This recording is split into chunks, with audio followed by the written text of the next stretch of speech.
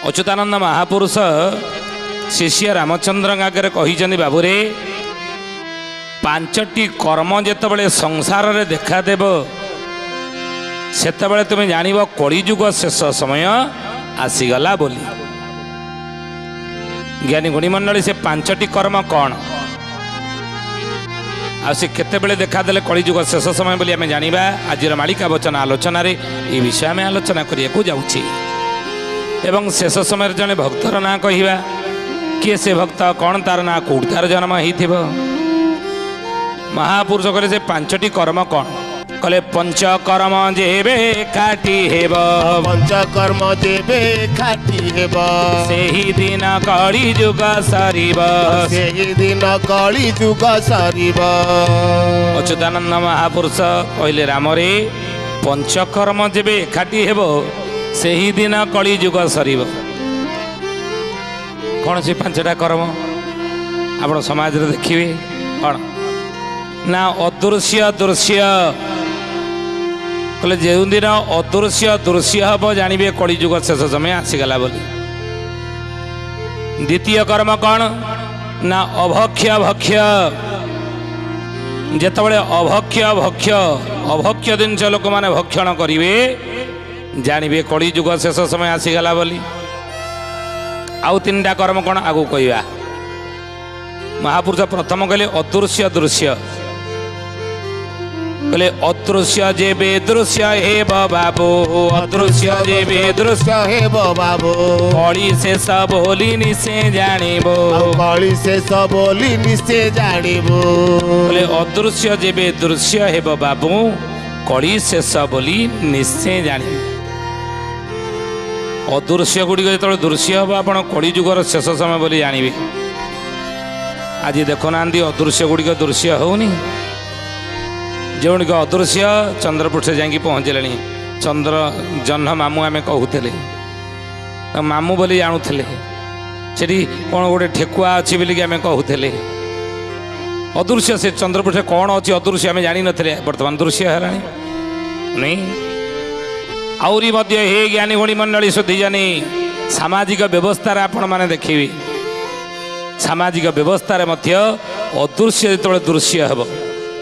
आम देखिपे जड़े दूर बहुत दूर रही दूर तक मोबाइल आम देखिपे नहीं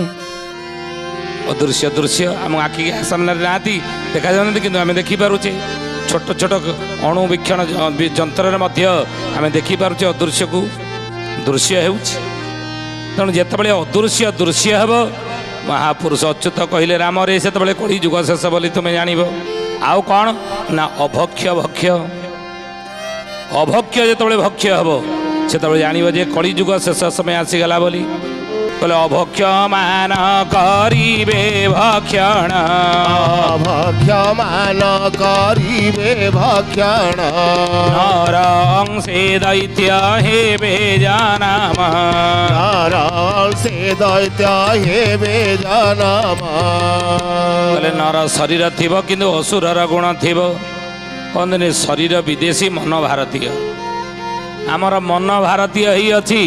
किंतु शरीरटा आमर विदेशी ही बाहर देश रे आपण माने देखिबे से माने कोन खाद्यर किछि बारण अछि। आज भी अनेक देश रे मनीष मरीगला परे ताको दाह संस्कार करते नहीं अनेक देश रे रही सत्कार करिवे नहीं पोड़ते नहीं कौन करिवे नष्ट करते नहीं से बॉडी की मध्य खाई नियंती खाद्य भाव में ग्रहण करनी। तेणु महापुरुष यही कथा को मालिका लिखले मनीष खाइब मनीष माउस आम अतीत आलोचना विषय करिछि। तेणु हे ज्ञानी गुणी मंडली नर शरीर दैत्यर राक्षसर गुण ये नुह तो आउ कौन नर अंशे दैत्य एवं जन्म असुरर गुण थी से अच्युतानंद महापुरुष मालिकार नाम है सिद्ध काली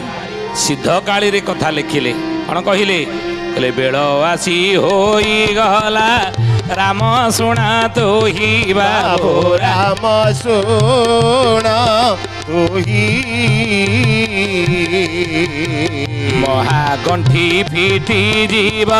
संशय जे नहीं बाबू संशय जे नहीं कले बाबूरे बेल आसी होईगला रामचंद्र तुही बेल समय आसी होईगला कलिजुगर शेष समय महागंठी फिटिजिब संशय जे नाही महागंठी मान फिटिब महापुरुष लिखिले कथा कहले बाबूरे सेतबेले कौन हेबो ना वेद शास्त्र को दूरे तेजीबे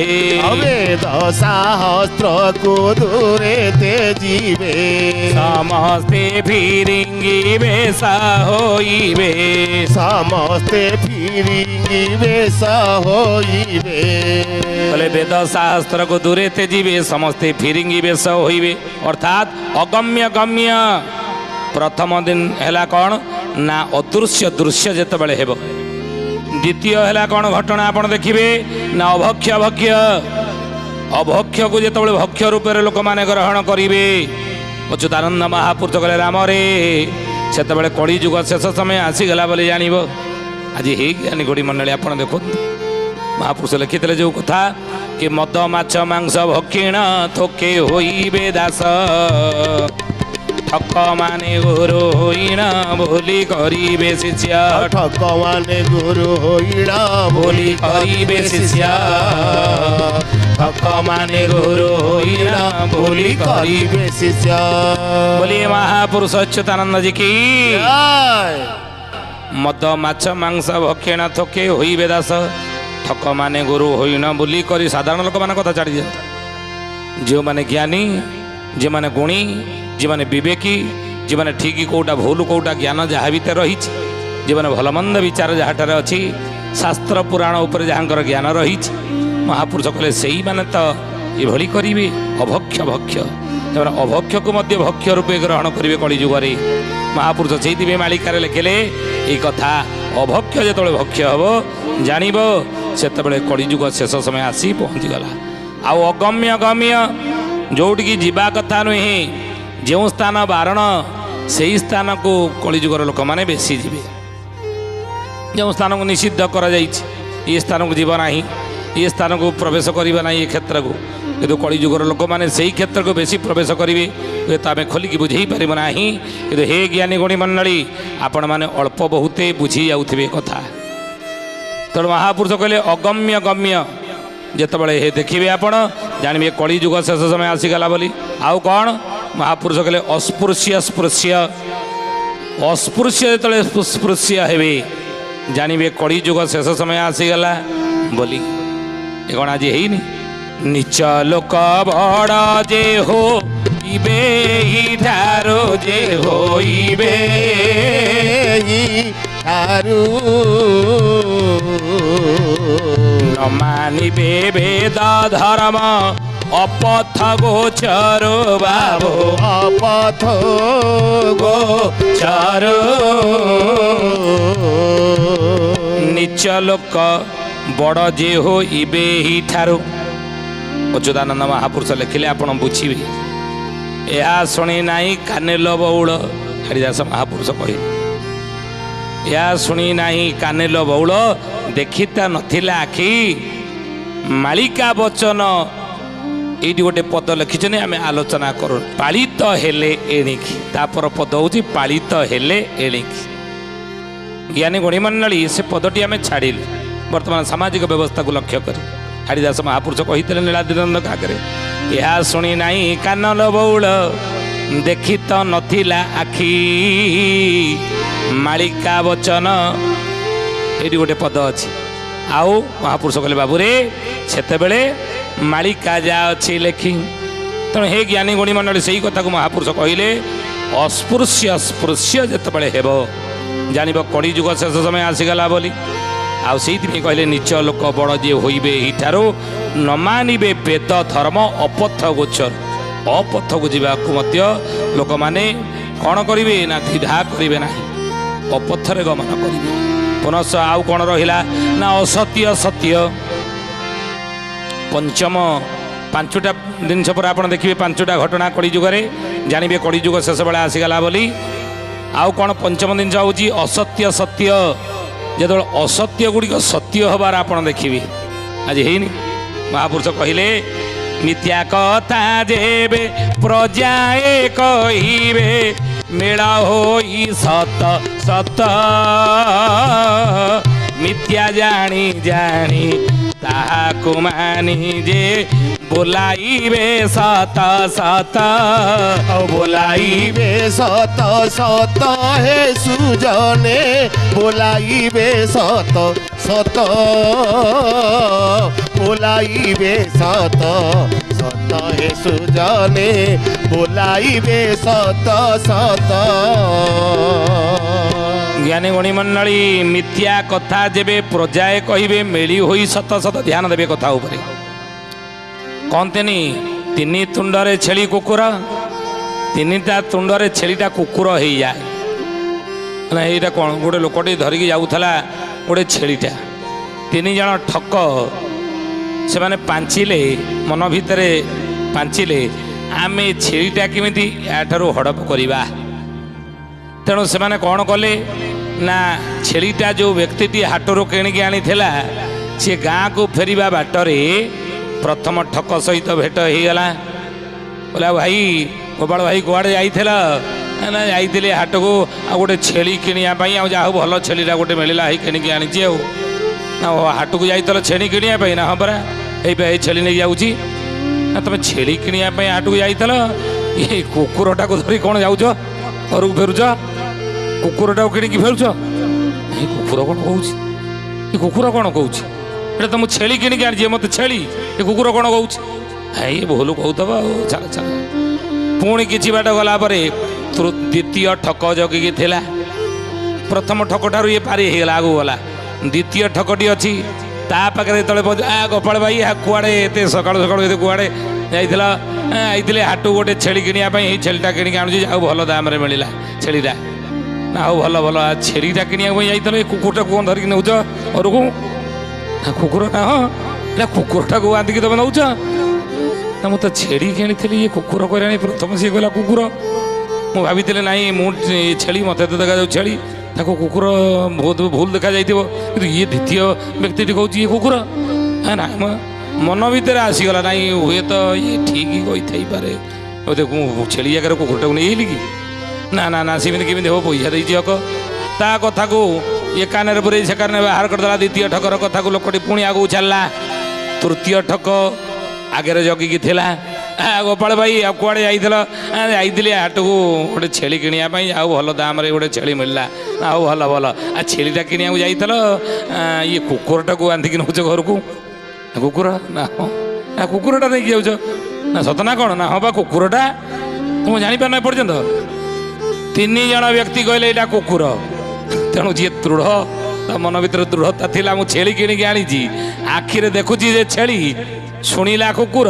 तेणु कुकुर भाविकी छाड़ीदेला फिटेदेला गला छाड़ पैसा टंका पैसा लस है फिटेदेला तीन जन ठक से जाई सारापर तीन जन ठक छेलीटा को नहीं चलीगले ज्ञानी गुणी मंडली कहिबार तात्पर्य आज समाज आज दुनिया रे कलिजुग आप देखिए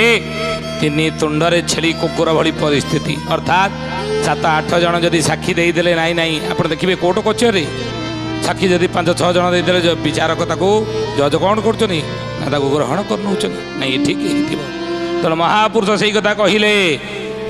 कहले मिथ्या कथा जेबे प्रजाए कहिबे मेल होई सत सत मिथ्या जानी जानी ताकू मानी मानी बोलाइबे सत सत कहले मिछ बोली जानी सत बोली लोके ताकू ग्रहण